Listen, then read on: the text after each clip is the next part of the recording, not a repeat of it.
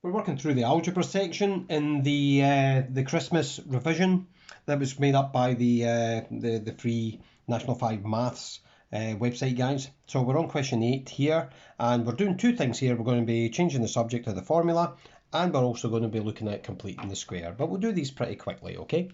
So first thing is we're going to change the subject to x in each of these here. So let's go ahead and do these, okay? So first thing that I can see is I want to get x on its own.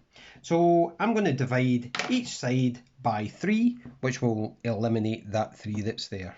So I divide each side by 3. So what that does is it's going to eliminate that 3. It's going to leave me with x squared minus y on this side. And on this side here, it's going to be p over 3. Okay.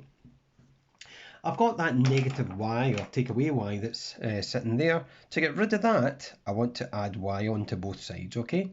So I'll add y, that's an add sign. I'm adding y to both sides, okay? So what I have here is p over 3 plus y. And on this side here, I've eliminated that, and I've left with x squared. Right, so I don't want x squared, I want x on its own. So I'm going to take the square root of that side there, that'll give me x on its own, and the square root of that side there, and that should leave me with my final answer. So the square root and the square, they'll cancel out. So that leaves me with x is equal to the square root of p over 3 plus y. Or if I want to write that in the other way around, I'm going to have x is equal to square root, and I want to make sure that everything is inside that square root that's there. Nothing is hanging out the bottom, and no one mistakes the root to stop up above the p. So that's my final answer that's there. Okay. Okay, for this one here, I've got x on the bottom, which may cause a wee bit of a problem, but let's go ahead and try to solve that now. So first thing that I can get moving away from here is I can move that u, and that's a positive u there. So what I'm going to do is I'm going to take u away from the right hand side. I'll take u away from the left hand side as well. So on the left hand side I've got w, take away u, I've eliminated that, so that leaves me with v all over x at this side here. Right, still want to get this x sorted out, and for some people this could be a bit of a problem, but to get rid of x on the bottom line there, I'm going to multiply each side by x. So I'll multiply this side by x as well, okay? Right, so I'm going to treat that as if it's in a bracket.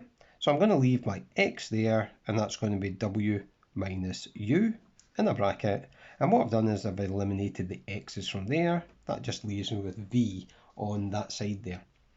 And finally, what I'm going to do is to get rid of this w minus u, I'm going to divide this side, okay, by w minus u. Just think of it in a bracket. I'm going to divide this side here by w minus u.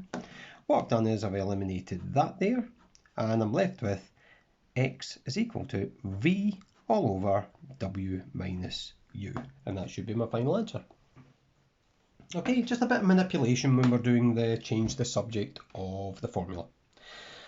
Okay, completing the square. I'm sure some of your teachers may teach this differently. I'll just go with my method at this moment in time.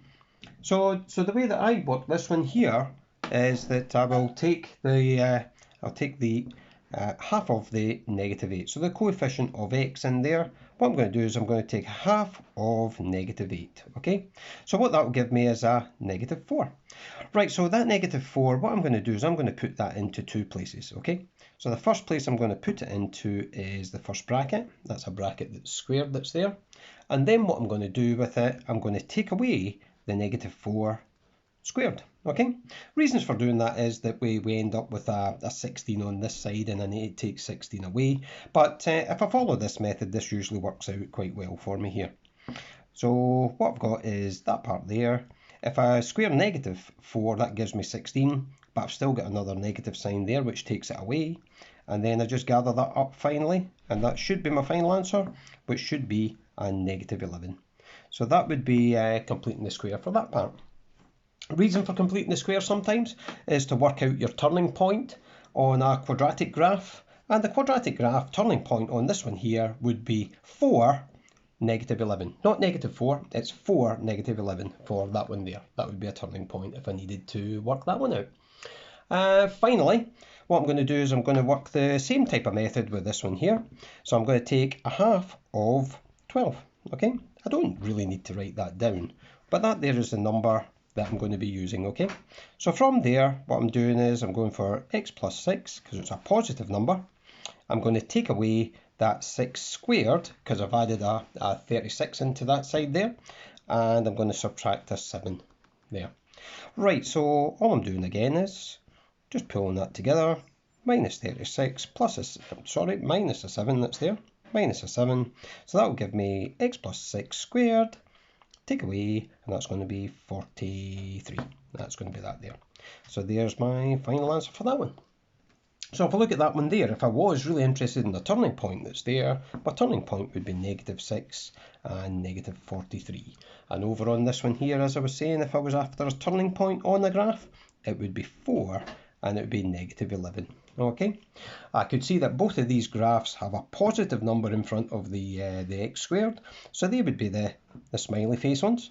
Okay, both of them smiley faces, and what that would tell me is that they turn at a minimum, they go to the bottom, they turn at the bottom. Right, so I wasn't asked that in that question, but just a wee bit extra information for you for that type of question there. So that one there we've done with, that's what's done with the algebra kind of section. So we've changed the subject to the formula to x in the first two questions. We've completed the square for these two, and that'll be us completed algebra. So hopefully this gives you some good information for your study plan for if you're working on assessments in January or the February time. Cheers.